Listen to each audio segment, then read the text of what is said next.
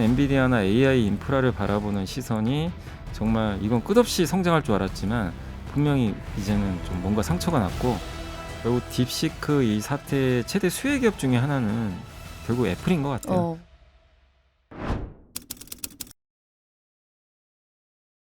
중국에서 가성비 AI 싸게 만들었는데 챗 GPT만큼 한다는 AI 딥시크 파문이 터져 나와서 이게 지금 그야말로 뉴욕 증시와 뭐 빅테크들을 비롯한 이 글로벌 산업계를 흔들고 있는데요. 이게 한마디로 말씀드려서 그냥 싼 반도체로 AI 가속기를 해도 AI가 된다는 거잖아요. 네. 근데 이렇게 되면은 엔비디아에게는 그야말로 엄청난 악재 재앙 아닌가요? 그러니까 젠슨왕 CEO가 잠 못 잤을 거예요, 아마. 진짜 못 잤을 겁니다. 이게 진짜 사실이면 네. 제일 타격받는 건 당연히 엔비디아입니다. 왜냐하면 그렇게 막대한 칩을 다 사줬거든요. 네. 지금 뭐 수많은 빅테크가 이걸 왜 샀냐면 엔비디아 칩을 따라갈 수가 없어요.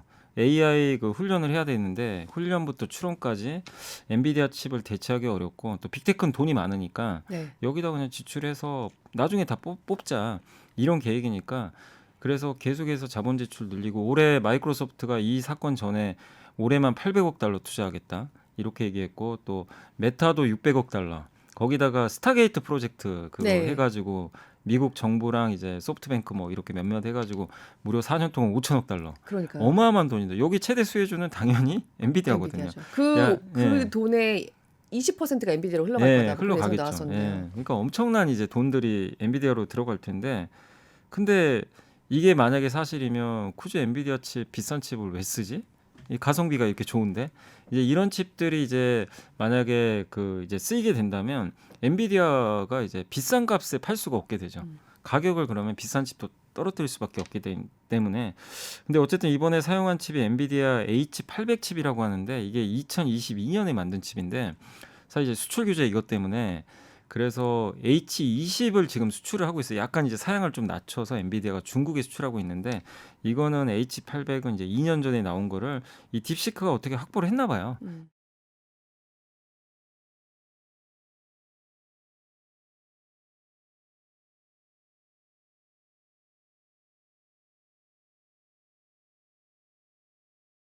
중국에 안 팔리는 칩인 네, 거죠, 그러니까. 지금 중국에는 갈 수가 없는 칩이고 네네. H20만 가요. 그래서 지금 나온 얘기가 H20도 규제해야 된다, 이 얘기까지 나오는데, H20 가지고는 못할 거로 생각했던 거죠.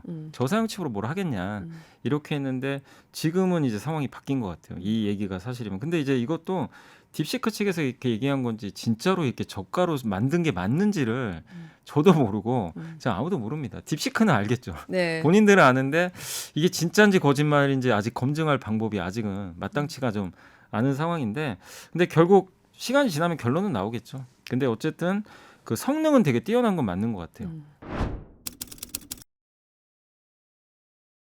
딥시크 아론이란 모델이 나왔는데, 최근에 나온 가장 고성능 모델인 그 챗GPT의 그 O1이란 모델가 거의 뭐 수학 문제 푸는 거는 거의 동급으로 나온다고 하니까 이제 시장에서 놀래버린 거죠. 아니, 네. 중국은 어쨌든 분명한 건 중국이 오픈 AI보다는 돈은 분명히 덜 썼을 것 같은데 네. 성능이 비슷하다? 이건 이제 시장에 어쨌든 충격이 될 수밖에 없는 거예요. 그래서 결국엔 이 그 가장 우려했던 그 엔비디아 젠슨왕도 언젠가는 올 수밖에 없는 자본 지출은 언젠가 줄거든요. 영원히 투자를 그렇게 많이 할 수는 없어요. 근데 그게 지금은 아니고 몇 년 후겠지 이렇게 생각을 하고 있었는데, 그게 이 사건 때문에 생각보다 빨라지게 되면 AI 인프라나 반도체를 바라보는 투자들의 시선이 일단 이제 의심을 하기 시작해요. 네. 이거 언제까지 자본 지출이 늘 줄 알았는데 그렇죠. 생각보다 이거 빨리 끝나는 거 아닌가?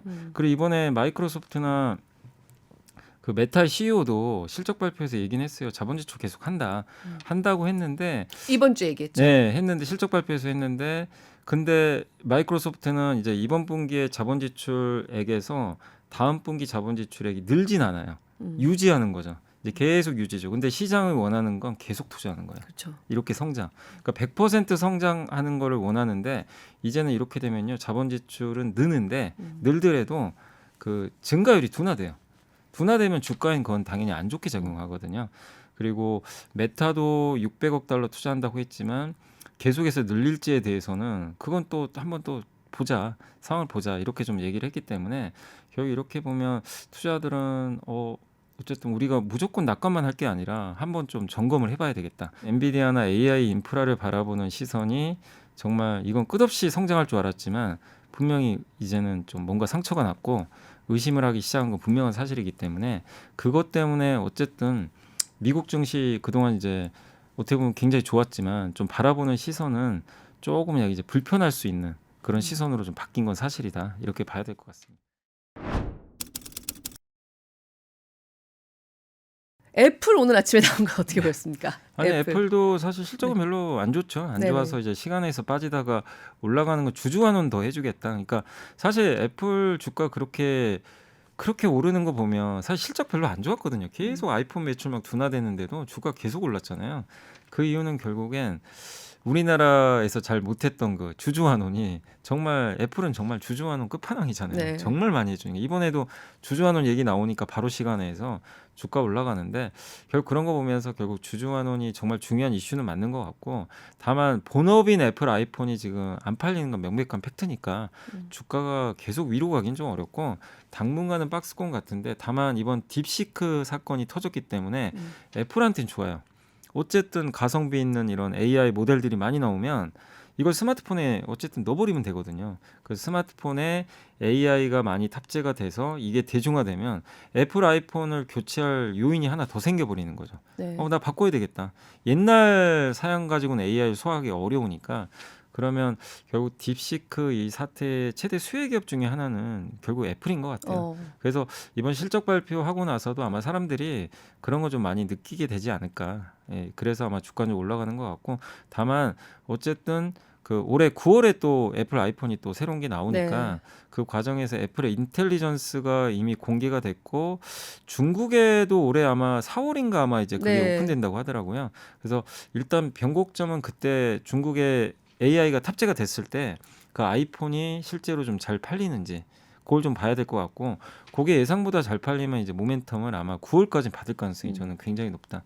그래서 한 번의 고비는 좀 한번 확인을 해보시되 애플은 어쨌든 저는 이제는 좀 그 AI 관점에선 좀 우리가 계속 관심을 기울여 볼 만한 그런 좀 기업이 되지 않았나 이렇게 생각을 하고 있습니다. 그러니까 엔비디아만 놓고 보면은 상처를 받았다라고 할 수 있는 면이 있는데 AI 판 자체는 오히려 더 커질 수도 커지는 있는. 거예요. 네. 그래서 이게 뭐냐면 이제 결국 우리가 AI 하면서 마지막 단계로 생각하는 게 뭐냐면 물리 AI라고 그러잖아요. 그 젠스당 CEO가 얘기했던 거죠. 본인도 그걸 알아요. 아니까 CES에서 아직은 좀 시간 걸리더라도 우리도 물리 AI에 들어가는 소프트웨어 우리가 제공하겠다. 우리 거 써라. 이렇게 그러니까 그 얘기는 뭐냐면 언제까지 GPU만 가지고 할 수 없다는 거 알고 있는 거예요. 근데 지금 당장 아니더라도 그래서 이제 그걸 CES에서도 화두를 던졌는데 이게 이제 생각보다 빨리 올 수밖에 없는 거죠. 왜냐하면 저비용 모델을 그냥 로봇에 넣고 자율주행에 넣어버리면 돼요. 그래서 테슬라도 되게 아마 일론 머스크도 지금 기분이 좀 좋을 수가 있어요. 비싼 엔비디아 칩 이제 그쵸. 이거 굳이 안 써도 되는 거 아니야? 이제 저비용 칩으로 한번 해볼까? 이렇게 이제 할 수도 있기 때문에 애플도 좋겠죠. 애플은 엔비디아 칩을 아예 안 쓰잖아요. 원래 좀 안 쓰기로 했던 이제 그 전략을 좀 예전에 좀 발표를 했었기 때문에 근데 그런 걸 본다면 결국 애플도 지금 저비용을 들여가지고 애플 요 기기에다가 AI를 탑재시킬 텐데 그게 이제 어쨌든 낮은 비용에서도 이제 고성능을 좀 발휘한다면 사람들이 그러면 AI 이 스마트폰으로 쓰겠죠. 지금은 클라우드 통해서 다 쓰잖아요. 근데 스마트폰에 경량화 모델이 그냥 넣어버리면 이 스마트폰 가지고도 그냥 이게 하나의 그냥 데이터 센터 역할을 해버리는 거죠. 그 시기가 빨라지면 애플은 훨씬 좋은 거죠. 그래서 흔히 이제 물리 AI 시장, 요 시장이 생각보다 더 빨리 커지고 물리 AI 시장이 커지면 우리 눈으로 이제 이걸 매일 쓸 수가 있거든요. 매일 기기에서 쓸 수 있다 보니까 대중화는 훨씬 더 빨라지는 거죠. 그래서 그런 부분에선 AI 확산 속도에는 훨씬 더 도움을 줄 수 있는 그런 아마 계기가 되는 것 같습니다. 마이크로소프트 그리고 메타 얘기부터 좀 해볼까요? 마이크로소프트랑 메타는 둘 다 실적이 다 이제 시장 예상치도 뛰어넘었는데 마이크로소프트는 오늘 뭐 그냥 석 달 만에 급락을 해버렸고 메타는 계속 분위기가 좋아요. 이 차이는 뭐 어디서 나타나는 걸까요? 마이크로소프트는 조금 이제는 성장 고성장보다는 좀 성장 둔화로 좀 분류해야 되는 거 아닌가 이렇게 이제 예상들이 나오면서 주가가 이제 급락하는 그런 모습들이 나왔고 거기다가 이제 자본 지출도 AI 투자도 어쨌든 계속 늘리긴 하지만 이번 분기에 어쨌든 이제 늘린 부분에서 앞으로 몇 분기 정도는 계속해서 이제 유지하는 정도 자본 지출을 급격하게 이제 늘리진 않겠다라고 좀 언급했기 때문에 이 부분도 성장 둔화에 대한 우려로 비친 것 같아요. 그러니까 지금 뭐 엄청 나쁘다는 아닌데요. 뭔가 이제 냄새가 좀 나는 거죠. 아, 이거 성장이 좀 이제 꺾이는 것 같다. 그동안 잘 나가던 이 클라우드가 AI가 이젠 좀 둔화되는 거 아닌가. 또 한 가지가 그 오픈 AI 최대 이제 어떻게 보면 지분을 좀 많이 갖고 있잖아요. 네, 근데 최대 투자 예. 사죠. 근데 소프트뱅크가 더 많이 이제 투자를 해가지고 아마 오픈 AI 더 마이크로소프트보다 더 많은 지분 확보할 것 같다. 이러면은 거기서 주도권을 또 뺏기게 되거든요. 그래서 소프트뱅크한테 이게 뺏기게 되면 마이크로소프트도 좀 가치가 좀 약간 또 떨어질 수도 있거든요. 그런 부분에서 그러니까 그거에 대한 좀 불확실성. 예, 이런 것들이 이제 녹아들면서 주가는 어쨌든 지금보다는 미래에 대한 이제 부분을 의심하면서 빠졌다. 그게 좀 실망스러운 이제 평가가 좀 나왔고 메타는 지금 실적도 좋은데 앞으로도 계속 좀 더 성장할 것 같다 이런 내용이 나왔고 여전히 광고 쪽 여전히 좋은 상황이고 그 다음에 이제 뭐 VR 기기 만드는 사업부도 어쨌든 이번에 흑자를 낸 것 같더라고요. 여기가 사실은 좀 약간 이제 미운 오리 새끼 좀 취급을 받았는데 이제 여기도 돈을 버네. 이것까지 이제 플러스가 되는 거고 그 다음에 지금 누구보다 AI 투자 그렇게 주주들이 막 욕했잖아요. AI 투자 좀 줄여라. 왜냐하면 너무 많이 하니까. 근데 이걸로 돈을 좀 까먹으니까 이제 언제까지 AI 투자만 하겠냐. 근데 성과물이 나오기 시작하는 거야. 이제 AI를 통해서 광고 매출도 더 늘고 하다 보니까 그래서 오히려 이제 이런 부분들이 어쨌든 이제 메타에 대한 신뢰도를 높이다 보니까 메타는 이제 다르게 평가가 됐고 그리고 메타는 이번에 600억 달러 투자를 하는데 이 투자도 이제 타당하다 충분히 그리고 더 주가가 올라갔던 배경은 메타의 이제 라마라는 AI 모델은 오픈 소스죠. 공개된 모델인데 지금 딥시크도 그 모델이거든요. 그러니까 이거 오픈 소스 모델이 이제 경쟁력이 있어지네. 이 라마에 대한 이제 평가가 또 재평가되는 거 아닐까. 이런 이제 기대감까지 이제 발휘가 되면서 마이크로소프트는 아무튼 기대감이 좀 이제는 좀 식어버렸고 메타는 더 기대할 게 많은 것 같다. 이런 이제 관점으로 완전히 바뀌면서 메타 주가가 좀 계속 강세를 보이는 거 아닌가 이렇게 생각을 하고 있습니다. 오늘 그 네이버랑 카카오 주가도 좀 오르는 모습이 네, 그죠. 약간 나오더라고요. 지금 IBM도 실적을 발표했는데 그러니까 여러 회사들이 좀 비슷한 얘기하는 것 같아요. 우리 회사도 딥시크 같은 거 이미 하고 있었어. 이런 얘기들을 좀 하는 것 같거든요. 그러니까 오픈 AI에서 이미 공개해 놓은 그런 오픈 소스를 가지고 뭐가 있는 데서 조금 더 가는 거는 할 수 있다. 이미 그 챗 GPT에서 좀 내놓은 것들을 가지고 거기서 조금 더 공부시켜서 하면 이 정도 수준의 AI가 나온다.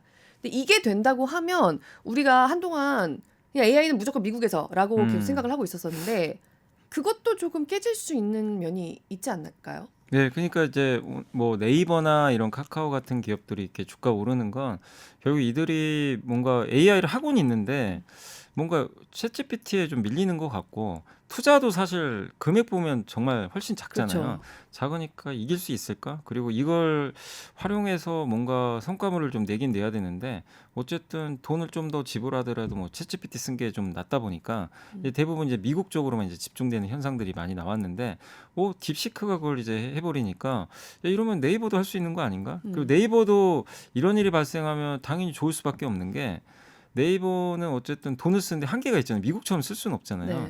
근데 저비용으로 어쨌든 고성능의 그 이번에 어쨌든 딥시크가 그걸 만들어낸 게 사실이라면 네이버 입장에서도 이렇게 되면 GPU 가격이 더 떨어질 수도 있고 그 다음에 저렴한 GPU를 이용해서도 테스트를 계속 해가지고 또 최적화된 모델을 만들어내겠죠. 그러면 각각의 많은 이제 AI 서비스를 하고 싶었던 기업들은 좋을 수밖에 없어요. 그동안은 비싼 돈 들여가지고 해야 되니까 아예 포기하거나 아 저거 어떻게 써? 저 비싼 돈을 들여서 그것도 지금 당장 AI로 돈 벌 수 있는 것도 아니다 보니까 포기하는 부분도 있었는데 아니다. 이거 우리도 한번 해보자. 그러니까 저가형으로 맞춤형으로 한번 해서 우리한테만 필요한 것만 하면 되는 거 아니냐. IBM도 CEO가 이번에 실적 발표에서 했던 게 그 얘기예요. 우리는 그런 거 제공해 줄 수 있다. 맞춤형으로 다 해주겠다. 네이버도 지금 생성형 AI 있잖아요. AI를 어쨌든 장악을 해야 국가 경쟁력이 올라가게 되니까 그래서 미국이 중국 견제하는 이유 중에 하나도 AI 지금 못하게 하려고 네. 그렇게 막았는데 이거 보니까 AI 능력이 지금 생각보다 너무 뛰어난 거예요, 중국이. 예. 반도체 규제를 그렇게 심하게 했는데도. 그렇죠. 그러다 보니까 더 심하게 하겠죠.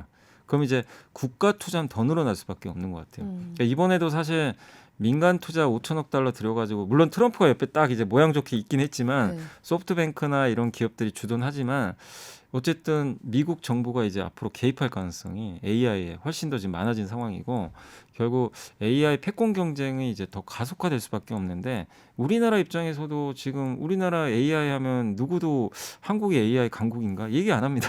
네. 아무도 얘기 안 하죠. 네. 오히려 후진국으로 봐요. 막 뒤처진 거 아니냐. 네. 이게 또 기폭제가 되면 네이버한테는 좋은 거죠. 왜냐하면 우리 한국의 생성형 AI 모델을 갖고 있는 회사 중에 하나잖아요. 네. 그럼 정부 지원도 들어갈 수가 있거든요. 사실 저는 중국이 성장한 배경 중에 하나는 어쨌든 중국의 공산당 정부가 집중적으로 보조금 주고 네. 이걸 키워주잖아요. 이거 해야 된다 그러면 그냥 다 몰입을 해버리죠. 네. 그게 이제 공산주의의 특징 중에 하나인데 어쨌든 이제 우리나라 입장에서도 이게 이제 딥시크 사건이 터졌기 때문에 야, 국가가 좀 주도하는 모습도 좀 보여줘야 되겠다. 이걸 좀 자극시킨다면 네이버를 어쨌든 이제 우리나라는 어쨌든 네이버라는 그 생성의 AI 모델을 또 갖고 있는 국가 중에 하나니까 여기에 따른 수혜도 일부 저는 받을 수 있다고 좀 생각을 하거든요. 그래서 그런 두 가지 측면이 좀 결합을 해서 어쨌든 그 한국의 AI 소프트웨어 기업들한테도 이런 훈풍이 좀 불고 있는 게 아닌가 이렇게 생각을 하고 있습니다.